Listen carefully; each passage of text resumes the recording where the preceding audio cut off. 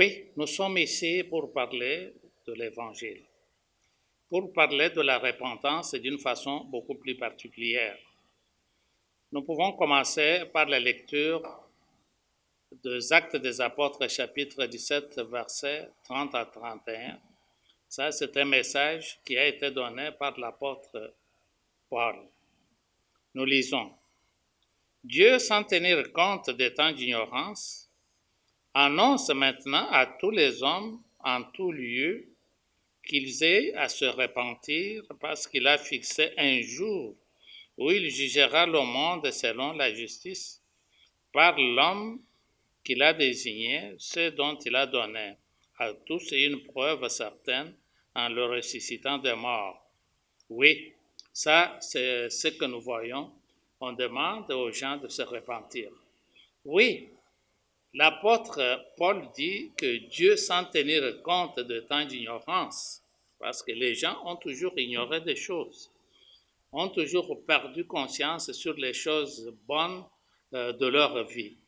Et c'est pour cela que Paul nous dit ici, Dieu, le Créateur, qui connaît tout ce qui se fait sur la terre, qui connaît les faiblesses des hommes, qui connaît les temps passés où les gens n'avaient pas la conscience et n'avaient pas eu l'instruction réelle sur le péché comme quelque chose à abandonner, ni sur Dieu comme un Père céleste, un Père gentil, un Père créateur. On croyait qu'on est dans le monde, les autres disaient que nous venons de singes, les autres disaient qu'après les changements intervenus dans l'ordre, l'homme est sorti. Mais maintenant, l'Évangile nous dit que Dieu est le créateur de tout ce qui existe sur la terre et tout ce qui existe même dans le monde invisible. C'est ce Dieu-là.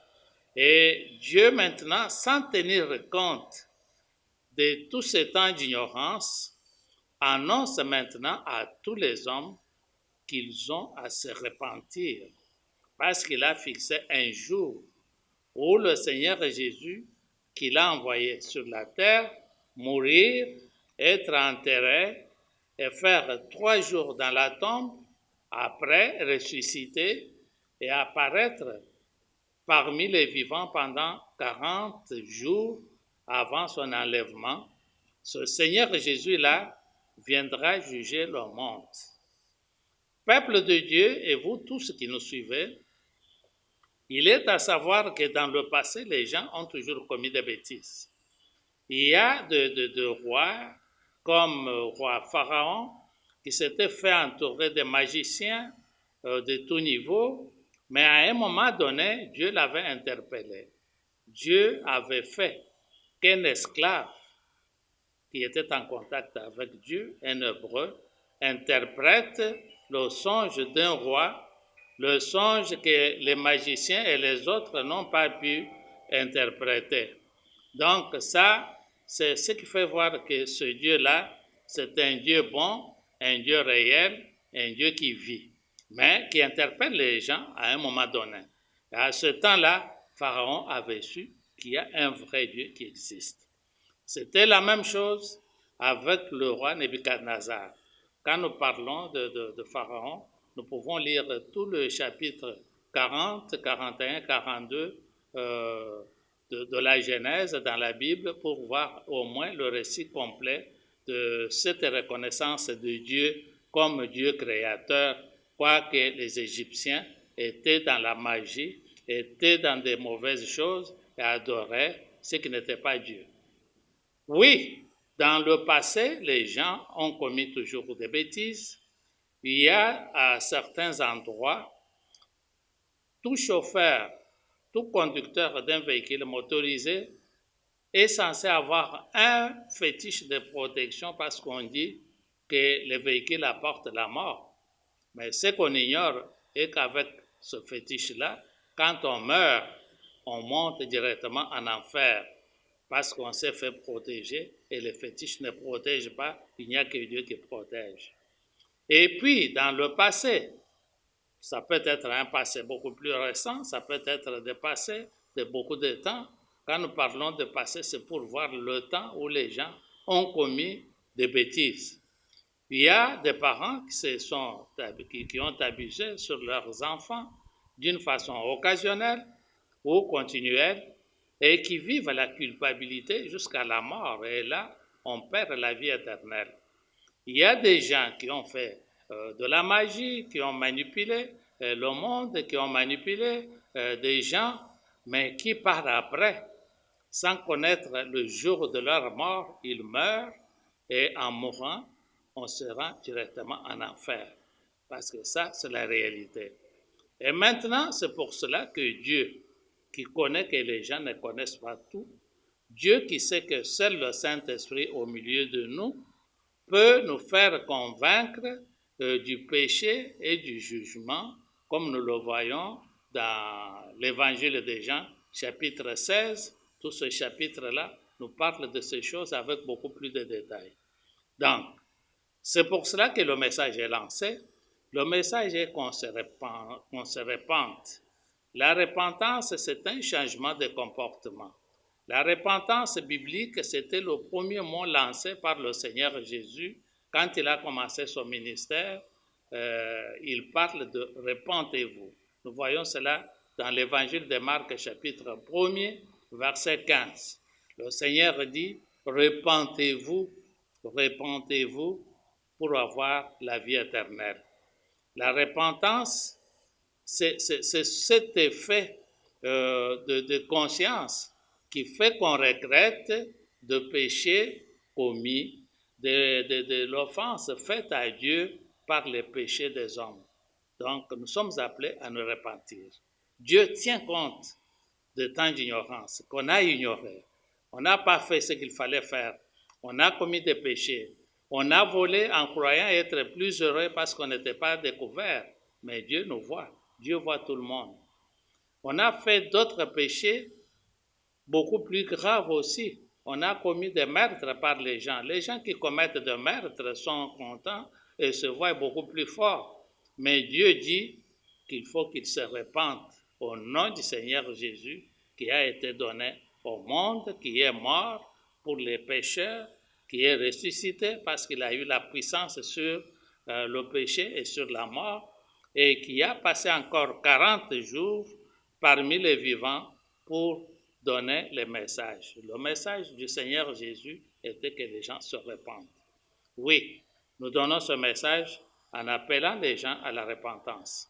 Si tu as commis des péchés dans le passé, n'oublie pas que ce péché vont t'amener en enfer. J'ai déjà assisté quand même à la mort de certaines personnes qui avaient commis des bêtises et à la fin, avant de mourir, ils étaient tourmentés parce que la conscience revenait qu'on avait fait du mal. Et parfois, ces gens-là n'avaient pas le temps de se repentir, ils ne faisaient que pleurer et dire « Oh, nous avons fait ça ». On le disait dans l'air, mais sans une repentance au nom du Seigneur Jésus. Voici le moment de repentance.